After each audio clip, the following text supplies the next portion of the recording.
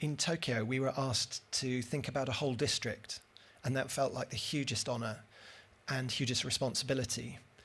And our challenge was that it had taken 27 years for them to agree with all the owners and people on this piece of land that's right next to the Tokyo Tower to be part of something. They weren't kicking them out, pushing people aside and twisting everyone's arms.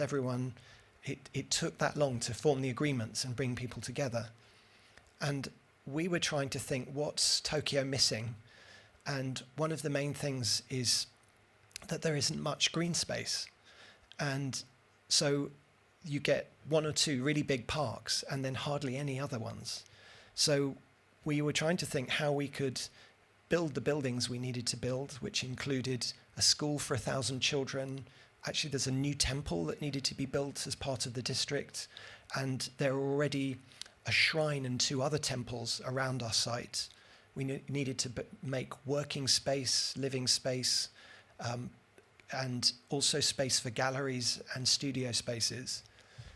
And so it was a funny piece of land. There was quite a slope on the piece of land, and we were thinking about how we could use it as an excuse to make the site greener than it ever was. And I've always loved when you go to gardens and they have pergola structures, and you get these square grids with plants growing through. And so we wondered whether that could be a way that we could make buildings that met the rules that buildings needed to meet and might facilitate people to feel that what we designed was buildable. But if we could make it 3-dimensional, that same grid, we could use it to be park, be spaces and gathering spaces, but also grow up into the buildings that people could then walk up onto the roofs of or walk into. And so it took 9 years from the beginning to the end. And when I was little, 9 years seemed an impossible amount of time.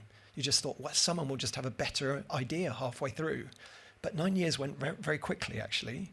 Commercial developments, we have that image of them as big, shiny, sterile things. And so we were trying to think how we could have something that could also be intimate. And that extended into also that small scale, trying to make bits that you can discover, rather than so often places are sort of almost too planned, too clear, and you don't feel there's any discovery. So we wanted to use the funny things about this piece of land and mixing it with this idea for a sort of overarching idea that meant like a piece of funny gauze fabric. You could clip it and cut it and trim it, and it would make some surprise bits as you went around and put the different kinds of functions on it or in it. It feels like so often in construction, things feel versions of the same constantly. And so we're always trying to see if we can sort of nurture something that can feel particular.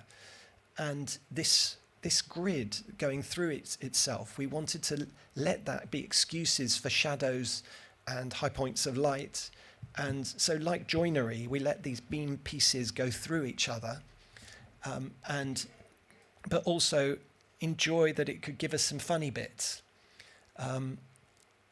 Because we're all children inside, and so often I think play is you have a play area for children, but we're all children inside, and just having the funny bits that you might wedge yourself in or hide from someone just felt like important in projects, to have the space for those idiosyncrasies and quirks.